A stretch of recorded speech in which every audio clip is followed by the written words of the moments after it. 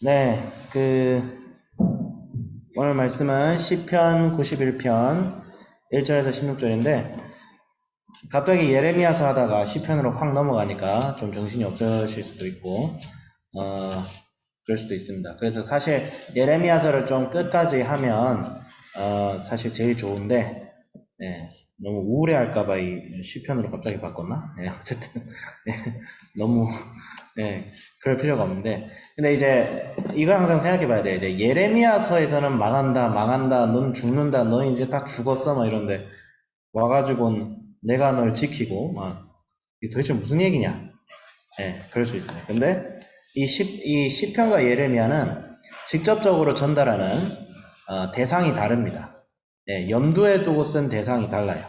예레미야서에서는 하나님께 불순종하고 도무지 하나님 말씀을 들으려고도 하지 않고 자기 고집과 완고한 생각을 가지고 자기 멋대로 신앙생활, 내가 원하는 대로, 내가 생각하는 대로, 내가 생각했을 때 합리적, 그러니까 나는 합리적이고 이성적으로 생각해 라는 그 의식 자체도 불순종이에요, 사실. 왜냐하면 내가 합리적이고 이성적이라고 믿기 때문이죠. 인간은 그러니까 성경적으로 보면 하나님 한 분 외에는 그 누구도 합리적이고 이성적이지 못합니다. 그런 척 하는 거죠. 예, 이게 철학에도 굉장히 중요한 단어인데, 진실로 합리적이고 이성적이게 되려면 그 사람은 전지전능해야 된다. 그런 얘기가 있어요. 그러니까 내가 전지하지 않으면 이성적이지 않은 거예요. 철학적으로 보면. 전지전능하지 않으면 사람은 반드시 자기가 무언가를 믿고자 하는 것대로 따라가게 되는데, 그래서 하나님 말씀대로 하지 않고 내가 원하는 대로 신앙생활을 하는 그런 이스라엘에 대해서는 예레미야의 설을 통해서 하나님께서 혹독하게 얘기하죠. 그것도 회개하기 위해서. 근데 이 시편에서는 91편에서는 누가 대상이냐면 하나님 말씀대로 이 세상을 살아가는데 이 세상의 고난과 재앙이 있는 거예요. 네, 이 세상에 고난과 재앙이 임하고 자기도 환난을 당할 때에 하나님 말씀대로 살아가는데 그런 고난과 어려움이 있을 때에 이 시편 91편을 통해서 하나님께서 무엇을 얘기하세요? 너희들이 지금 내 안에 있다. 걱정하지 마. 안심해. 내가 너 지키고 있어. 내가 네 뒤를 봐주고 있어. 너희는 나의 뜻대로 용기 있게 살아가라. 그거예요. 네. 그러니까 시편 91편과 예레미야서 우리가 이때까지 읽었던 거는 그 예언과 글의 대상이 다릅니다. 네. 그래서 이렇게 긍정적이고 힘차고 용기가 있는 거예요. 네. 그래서 지금 말씀 문단 구분을 하면 1절에서 2절은 피난처가 되신 하나님, 3절에서 13절은 우리를 보호하시는 하나님, 14절, 16절은 우리를 구원하시는 하나님이라고 전체적인 주제는 하나님께서는 우리의 피난처가 되신다. 뭐 이렇게 정리를 할 수 있겠죠. 그래서 시편에 이게 우리가 시편 같은 이 성경에서 보면 이제 문학의 형식이 있어요. 근데 이제 산문이 대표적으로 딱 두 가지로 나눠지는데 첫 번째는 산문. 그러니까 설명, 뭐 그냥 설명하고 그냥 일반적인 소설처럼 산문 그런 형식이 있고 그 다음에는 시가 있죠. 시. 예, 이 시의 특징은 뭐냐면 우리가 시를 볼 때 중요한 것은 시의 목적은 감정을 표현하는 거예요. 시의 목적은. 예, 산문이라 이런 것은 뭐 정보를 나타내고 물론 산문도 이제 감정을 표현하는 경우가 있지만 시는 한마디로 노래 가사예요. 노래 가사. 예, 시는 노래 가사예요. 그래서 우리가 시를 읽을 때 가장 중요한 것은 이 시를 쓴 사람의 감정 상태가 어떤가를 봐야 돼요. 이 시 속에서 어떤 감정이 나타나고 있는가. 분노하고 있는지, 기뻐하고 있는지, 위로를 얻고 있는지, 슬퍼하고 있는지. 예. 우리 노래 다들 좋아하시죠? 예. 가요 가요라고 해야 되나? 요즘 찬양이라고 해야 되나? 어쨌든 뭐, 가요든 찬양이든, 노래는 노래입니다. 하나님을 노래할 것이냐, 자기 자신을 찬양할 것이냐만 다를 뿐이지, 노래는 노래입니다. 시편을 읽을 때도 가요의 노래 가사를 듣고, 이 가요를 부른 가수는 어떤 심정으로 노래를 불렀을까? 그거 해석하듯이 시편도 해석해야 돼요. 네. 그러면 이 사람들이 지금 시를 쓸 때 처한 상황이 얼핏 그려집니다. 다윗이 바세바를 간음하고 범죄하고 하나님 앞에 징계를 당했을 때 쓴 시편도 여기에 들어있죠. 내가 범죄였사오니 후회와 격정과 슬픔과 그 감정이 고스란히 녹아져 있어요. 시편을 보면 이 성경 인물들이 어떤 감정을 가지고 살아가고 있는지를 파악할 수 있고, 그래서 이 시인이 이제 하나님 앞에서 큰 고난과 어려움이 있지만, 사실 지금 이 91편의 이 시를 보고 저는 예레미야가 떠와서 이 예레미야가 지은 시인가 할 정도로, 왜냐하면 보세요. 1000명이 내 왼쪽에 10,000명이 내 오른쪽에 엎드려지냐니 이 재앙이 내게 가까이 하지 못하리로다. 네, 그 얘기가 나와. 그 말은 뭐냐면 자기 빼고 지금 다 죽어가고 있는 거야. 지금 자기 빼고 막 도산당하고 막 은행에 딱지 떼이고 막 누군 죽고 막 그런 거예요. 지금 완전 자기 주변이 개판이에요, 개판. 근데 이게 누구하고 비슷하냐면 지금 예레미야하고 비슷합니다. 하나님께서 예레미야는 분명히 지키고 계신데 이스라엘은 완전 지금 개털이 난 상황이죠. 기근이 닥치고 이방 애들이 찾아와가지고 막 노략질하고 누가 잡혀갔니, 누구 노예가 됐니, 누구는 뭐. 그런데 그럼에도 불구하고 이스라엘은 정신을 못 차리고 맨날 바알 신에게 바알이 우리를 살려주세요.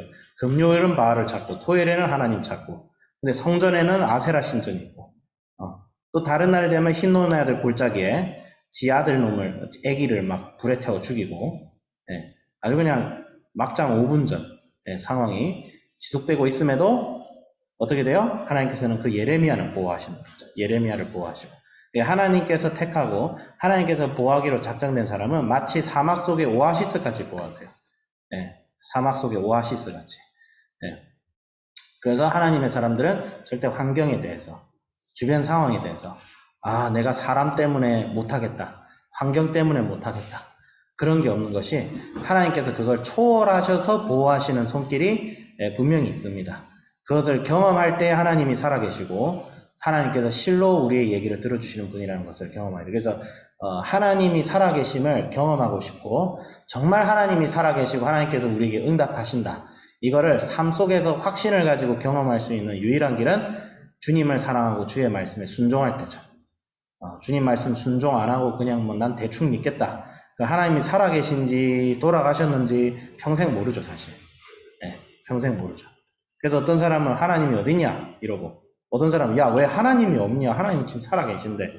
사람들이 천차만별로 다른 것이, 이게 단순히 막 어떤 사람은 지성적이고 어떤 사람은 무식해서 그런 게 아니라, 하나님 말씀에 내가 순종하고 싶어 하는가 싶어 하지 않는가, 거기에 차이가 있는 거죠.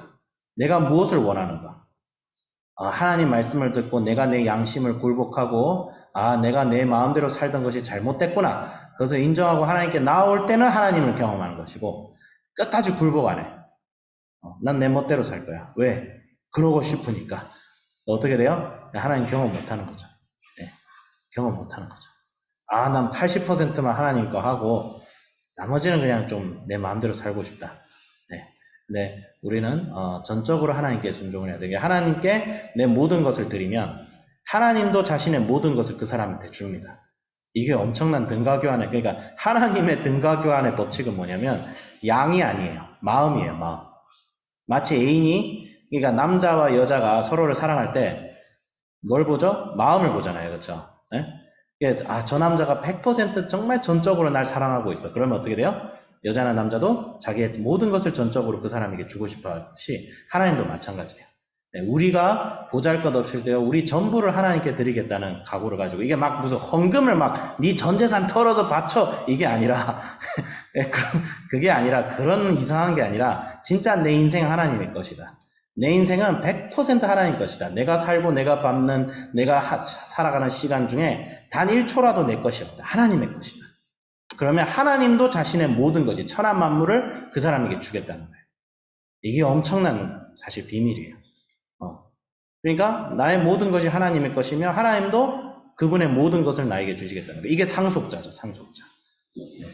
엄청난 거죠. 근데 지금 그 축복이 지금 시편 91편에 사실상 기록이 되어 있죠. 그래서 이 세상의 고난과 어려움을 오히려 극복하고 원수를 밟고 사자와 뱀을 그냥 머리를 짓밟는데요. 이거 원래 예수님이잖아요. 그렇죠? 근데 우리가 예수님처럼 사탄을 짓밟는 삶을 살게 되는 거죠. 그래서 우리가 가는 곳마다 악한 세력들은 소멸하고, 그 다음에 하나님의 은혜를 통하여 많은 사람들이 눈물을 닦이고 구원을 얻고, 그 다음에 생명이 살아나는 역사. 그래서 항상 우리 학생들한테도 선생님이 얘기하지만, 그리스도인은, 교회는 원래 클래스가 다르다. 그냥 클래스가 다르다. 차이가 나도 너무 난다. 이 세상 사람 수준이 다르다. 수준이. 급이 다르다. 그 얘기를 항상 하는 게 정말 그래요, 원래. 네. 근데 그런 능력이 만약에 보이지 않는다면 뭐죠? 한번 신앙 상태, 우리의 신앙을 점검할 필요도 있고, 저도 이 말씀을 보면서 과연 내가 이런 삶을 살고 있는가?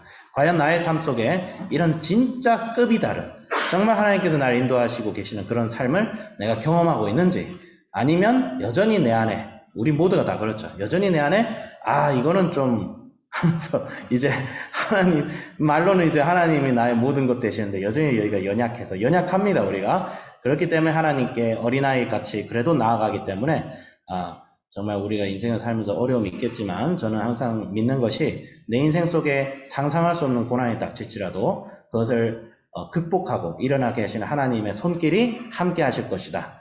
고난을 이기고 넘치도록 하시는 하나님의 은혜와 기쁨이 함께 할 것이다. 그런 믿음을 가지고 있는데, 그런 믿음을 계속 가지고 죄와 싸워 이기고 그렇게 승리하는 삶을 내가 살아가야겠다. 그것을 주님 앞에 항상 선포하고 주님 앞에 항상 외칠 수 있는 사람이 되야겠다라고 적용을 했습니다. 기도하겠습니다. 하나님 아버지 감사드립니다. 주님, 우리에게는 약속된 승리가 있습니다. 그 승리의 길을 가기 위하여 우리가 겪어야 될 고난에 참여할 수 있게 하여 주옵소서. 고난을 두려워하지 않게 하여 주시고, 어려움을 두려워하지 않게 하여 주시고, 정말 이 세상 말하는 저도 상상할 수 없는 그런 세상의 고난과 아픔과 어려움이 분명히 이 땅에 존재하지만, 그것에 흔들리는 자가 아니라 주님의 은총을 받아서 마치 사막 가운데 물이 샘솟는 오아시스가 되어서 이 사막이 아무리 뜨겁고 더울지라도 그 오아시스 안에서는 생명이 살아있는 것처럼, 공중에 많은 새들이 와서 깃들 수 있는 나무가 될 수 있는 것처럼, 주님, 저희들이 하나님의 공동체가 되어서 하나님 이 땅의 이 척박한 세상 속에서 생명을 꽃피우게 하여 주시옵소서. 주님, 샘의 근원 되신 하나님 아버지,